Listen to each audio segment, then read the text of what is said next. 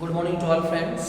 आप सभी का एक बार फिर से स्वागत है मेरे यूट्यूब चैनल जिसका नाम है डॉक्टर आज़ाद इंग्लिश। कल हम बात कर रहे थे कंजक्शन की, और कंजक्शन के इसी टॉपिक को हम थोड़ा आगे बढ़ा रहे हैं।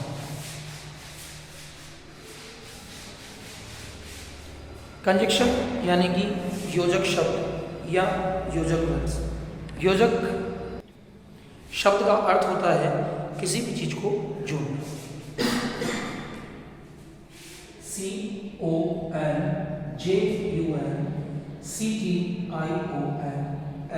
कंजक्शन। कल हमने बात की थी एंड की कुछ विशेषताएं होती हैं, जिनमें सबसे महत्वपूर्ण विशेषता ये होती है कि एंड जब भी कभी दो कर्ताओं को जोड़ने का कार्य करता है तो दो सब्जेक्ट को जोड़ने के बाद वो बहुवचन सहायक क्रिया के साथ भी उसमें लिया जाए। इसके बाद बट या ये विरोधी आवास वाले सेंटेंसेस को प्रकट करता है, जैसे he worked hard, he did not pass. अब यहाँ दो विरोधी शब्द हमारे सामने दिखाई दे रहे हैं। He worked hard, he did not pass, यानी कि उसने कठिन परिश्रम तो किया, ही डिड नॉट पास, वह पास नहीं हुआ। तो दोनों विरोध को दर्शा रहे हैं, तो ये हो जाएगा ही वर्कड हार्ड, बट यहाँ भी है और यहाँ भी है, तो इस भी को लिखने की आवश्यकता हमारे पास नहीं है। बट डिड नॉट पास, ये है हमारा ग्रुप फर्स्ट जो कि कंजक्शन का होता है। अब बात करते हैं ग्रुप सेकंड। ग्रुप सेकंड के अंदर हमारे सामने क्या क्या है और किस तरह से हम इसको प्रिपेयर करते हैं, किस तरह से इसके सेंटेंसेस हमारे द्वारा बनाए जाते हैं, ये सारी चीजें हम इसके अंदर सीखेंगे। अब देखिए जो ग्रुप सेकंड है, ग्रुप सेकंड के अंदर क्या क्या चीजें होती है। नंबर 1 पे अगर हम बात करें हम बोथ एंड, सबसे पहला लेते हैं बोथ एंड। बोथ एंड का मतलब होता है दोनों, और यहाँ इसका मतलब होता है और। तो दो चीजें हमारे सामने यहाँ है, इधर है बोथ और यहाँ है एंड। तो बोथ का अर्थ हो गया दोनों और एंड का मतलब हो गया और। अब इन कनेक्टिव वर्ड्स का प्रयोग भी हम कहाँ करेंगे, जहाँ असमानताएं दिख रही हो।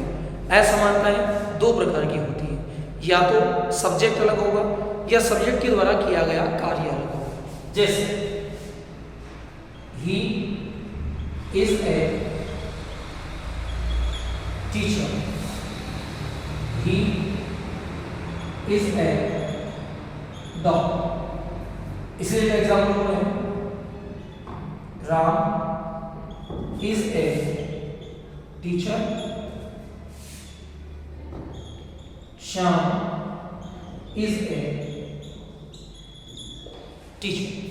दोनों वाक्य को देखिए, he is a teacher, he is a. यहाँ दोनों में वाक्य के कर्ता एक जैसे हैं, लेकिन यहाँ ए टीचर और ए डॉक्टर ये दोनों शब्द अलग अलग दिखाई दे रहे हैं। Ram is a teacher, Shyam is a teacher, यहाँ ये दोनों एक जैसे हैं। जो प्रीडिकेट है इन दोनों सेंटेंसेस के अंदर एक जैसा है, लेकिन जो सब्जेक्ट है ये दोनों वाक्यों के अलग अलग हैं। तो यहाँ दो प्रकार के वाक्य हमारे कंजक्शनल वाक्य हो सकते हैं, जिनको कंजक्शन में चेंज करना है, कंजक्शन वर्ड के साथ जोड़ना है। तो यहाँ he is a teacher, he is a doctor. तो यहाँ असमानता ए टीचर और ए डॉक्टर के रूप में हमारे सामने। और हम ये जानते हैं कि किसी भी कंजक्शन शब्द का प्रयोग असमान सब्जेक्ट या असमान वर्ग या कार्यों को जोड़ने के लिए किया जाता है। अब यहाँ ही इज पहला कंजक्शन हमने लगा दिया बोथ, इसके बाद पहली असमानता लिख दी टीचर, फिर दूसरा कंजक्शन लगा दिया एंड, फिर दूसरी असमानता लिख दी ए डॉक्टर। और इस तरह से हमारा सेंटेंस हो जाता है, he is both a teacher and A doctor.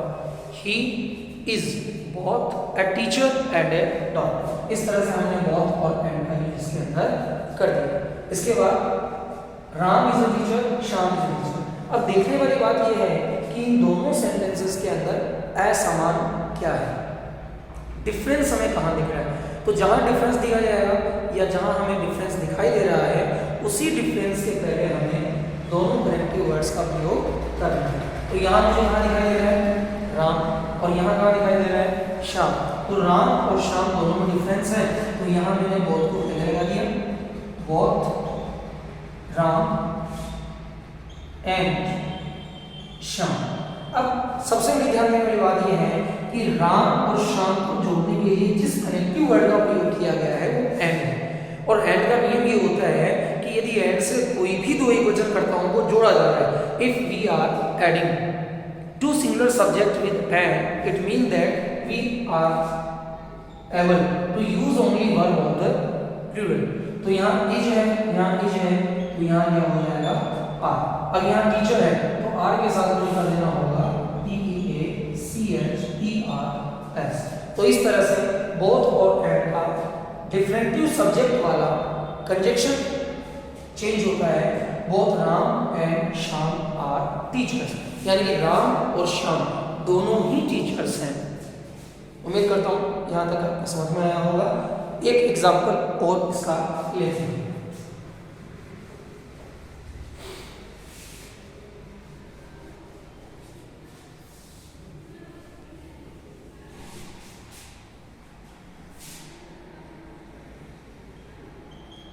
She was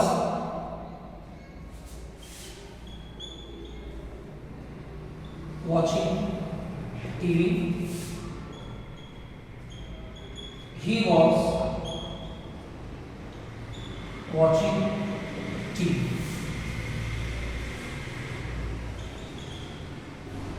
Ravi was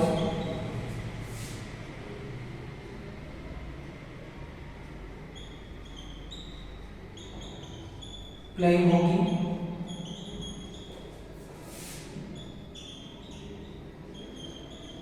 Ravi was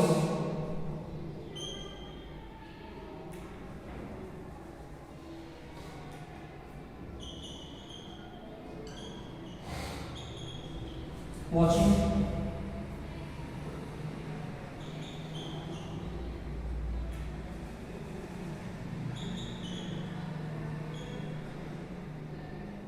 movie।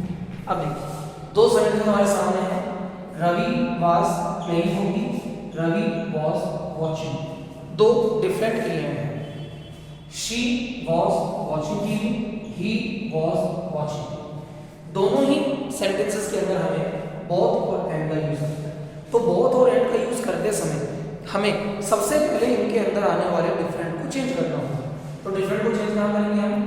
यहाँ क्या लिखा हुआ है? She was watching TV। Different मुझे she और he मिल गए। Ravi was playing cricket, Ravi was watching movie। तो playing cricket और watching movie ये डिफरेंस है।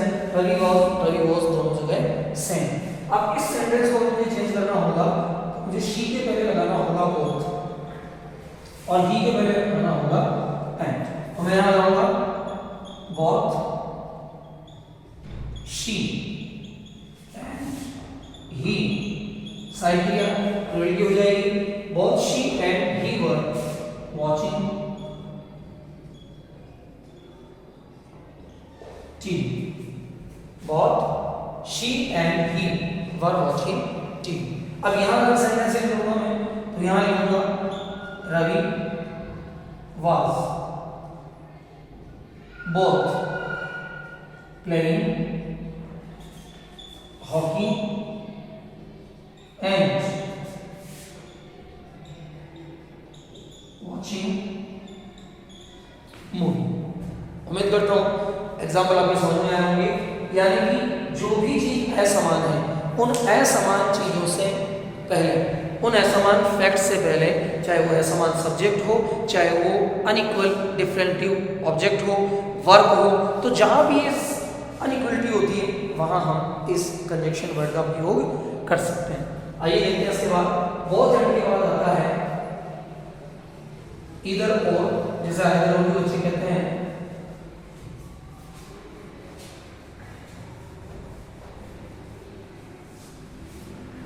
Conjunction second,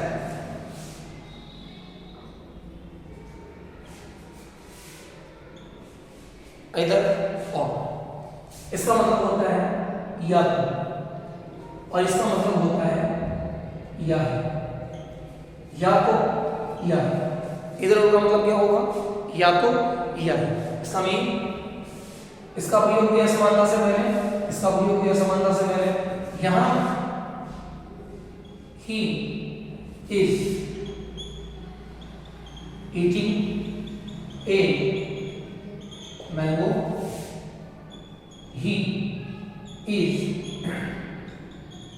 eating an orange. He is eating a mango. He is eating an orange. अब यहाँ he is eating दोनों कॉमन है, डिफरेंस है a mango and orange। Subject यहाँ इक्वल है। दूसरा sentence, Ram is eating food, Shyam is eating food। दो वाक्य दिए गए हैं, Ram is eating food, Shyam is eating food. यहाँ इनके द्वारा किया गया काम एक जैसा है, यानी कि डिफरेंट काम आ गया, राम है श्याम। तो पहला कंजक्शन नाम के पहले लग जाएगा और दूसरा कंजक्शन शाम के पहले लग जाएगा।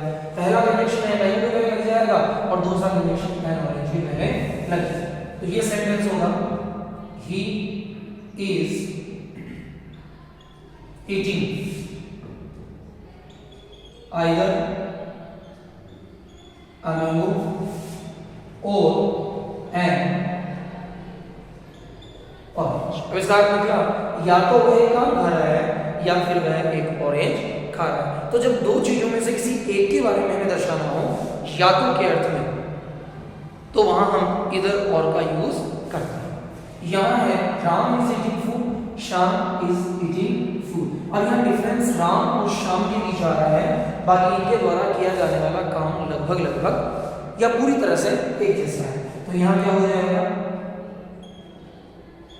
इधर राम और दूसरा क्या है श्याम इज ईटिंग फूड। अब ध्यान दीजिए, यहां हमने राम और श्याम को और नामक कनेक्टिव वर्ड से जोड़ा है। अब मन में एक प्रश्न उठता है कि जब हमने एंड से जोड़ा तो यहाँ जो हेल्पिंग वर्ब थी वो हमने प्लूरल की कर दी थी, और यहाँ हम दो कर्ताओं को जोड़ रहे हैं लेकिन फिर भी यहाँ हेल्पिंग वर्ब प्लूरल की नहीं आ रही है। तो इसका सबसे अच्छा सा आंसर ये है कि और का मतलब होता है अथवा, या तो ये या ये। तो दोनों ही कर्ताओं में से किसी एक ही कर्ता की स्पेशलिटी यहाँ शो हो रही है, इसलिए या के अर्थ में सहायक क्रिया यानी हेल्पिंग वर्ब जो होगी वो सिंगुलर होगी। और यदि यहाँ प्लूरल वर्ब होती है तो ऑटोमेटिकली वर्ब जो है वो प्लूरल की हो जाएगी। केवल एंड से जोड़े जाने वाले जो दो एक वचन करता है, उन दो एक वचन कर्ताओं को हम इससे ऐड करते हैं। आई थिंक यहाँ तक समझ में आ गया होगा।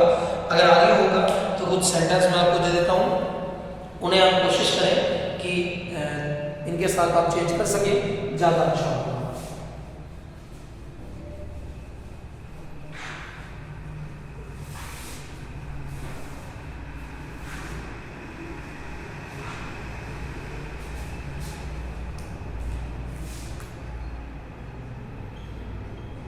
She can cook food.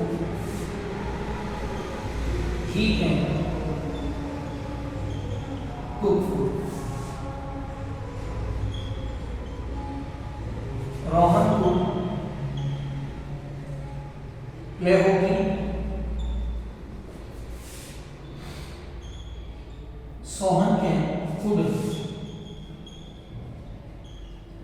Play.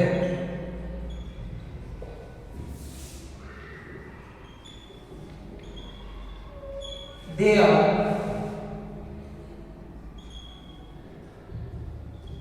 coming here, we are coming here.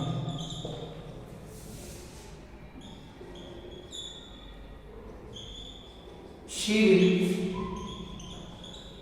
teach us, he will teach us. देखिए 4 सेंटेंस है, यहाँ शी, यहाँ ही, यहाँ रोहन, यहाँ सोहन, यहाँ दे, यहाँ भी, यहाँ शी, यहाँ ही। चारों ही सेंटेंसेस के अंदर डिफरेंट सब्जेक्ट का आ रहा है। तो सब्जेक्ट अगर यहाँ डिफरेंट है तो डिफरेंटिव सब्जेक्ट की अवस्था के अंदर हमें यहाँ इनसे पहले कंजंक्शन का प्रयोग करना होगा। तो यहाँ क्या हो जाएगा, आइदर शी और he can cook food, either Rohan और Sohan could play hockey, either they or we are coming here, either she or he will teach us। आप चाहें तो इसका स्क्रीनशॉट भी ले सकते हैं और इसे अच्छे से आप समझ लीजिए एक बार, ताकि ये सेंटेंस जो है वो आपको पूरी तरह से याद हो जाए। ये हुआ आइदर और। इससे पहले हमने समझा एंड, बट, यट, व्हाइल। उसके बाद हमने ग्रुप सेकंड के अंदर सीखा बहुत है और ये है आइदर और। अब ये देखिए तीसरा सेंटेंस या तीसरा कंडीशन इसका है, तो ये होता है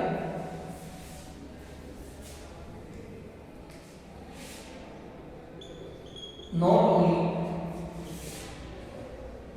बट आल्सो। तीसरे कंजंक्शन वर्ड के रूप में हमारे सामने क्या है, not only but also.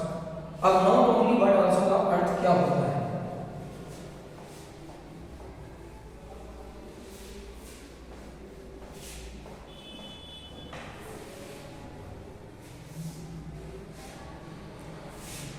Not only का मतलब होता है ना केवल, और बट आल्सो का अर्थ होता है ना। वैसे ही बिल्कुल किया जाएगा नॉट ओनली और बट आल्सो के रूप में। यदि ना तो शब्द दिया गया है तो नॉट ओनली का यूज होगा, और यदि ना ही शब्द दिया गया है अपने सामने तो इसका मतलब हाँ वो बट आल्सो का यूज करेंगे। तो नॉट ओनली बट आल्सो का मतलब होगा ना कि बल्कि भी। नॉर्मल हो गया, नॉट ओनली ना तो, इसको ना केवल भी कहा जाता है, ना केवल बल्कि भी। तो बल्कि भी के रूप में भी इसका यूज कर सकते हैं। तो नॉट ओनली मतलब ना केवल और बट आल्सो का मतलब बल्कि भी। अब इसका सेंटेंस कैसे आता है, she can teach Hindi, she can teach English, I can teach Hindi, he can teach Hindi. दोनों ही शब्दों के अंदर she can teach, she can teach, I can teach, he can teach। यहाँ सब्जेक्ट डिफरेंस हो रहा है, यहाँ वर्ब डिफरेंस हो रहा है। तो जो डिफरेंटिव शब्द है उनके पहले हमें कनेक्टिव वर्ड या कंजंक्शन वर्ड का उपयोग करना है। तो यहाँ क्या हो जाएगा, she can teach not only Hindi but also English. यहाँ का सेंटेंस हो गया, she can teach not only Hindi but also English. और यहाँ का सेंटेंस हो जाएगा not only I but also he can teach Hindi. उम्मीद करता हूँ आपके ये समझ में आया होगा कि जब भी कोई कंजक्शन वर्ड होता है तो कंजक्शन वर्ड अपनी असमान चीज़ों के साथ एड होता है। उसमें अगर असमानता है तो उन असमानताओं से पहले कंजक्शन वर्ड को लगाकर सेंटेंस को कंपाउंड या कॉम्प्लेक्सिव बना दिया जाता है, या अधिक सेंटेंसेस को जोड़ने के लिए हम कंजक्शन का प्रयोग करते हैं। कंजक्शन शब्द जो होते हैं वो योजक कहलाते हैं, जोड़ने वाले शब्द कहलाते हैं। तो जोड़ने वाले शब्दों को हम कंजक्शन या कनेक्टिव कहते हैं।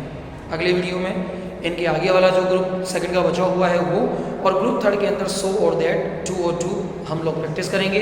उम्मीद करता हूँ आपको वीडियो पसंद आया हो। अगर मेरे द्वारा पढ़ाया जाना आपको अच्छा लग रहा है तो प्लीज़ चैनल को लाइक, शेयर और सब्सक्राइब जरूर करें ताकि अधिक से अधिक लोगों को इसका फ़ायदा मिल सके। हाँ, एक बात और, यदि किसी भी चीज़ में आपको कोई दिक्कत आ रही है तो आप मुझे कमेंट करके बता सकते हैं। मैं उस चीज़ की जो रेमेडी क्लास है वो आपके लिए एक वीडियो बना के इसका सेंड कर दूंगा ताकि आप इन फ्यूचर उन चीज़ों को समझ सकें जो हमारे लिए उपयोगी होने वाली है। Thank you.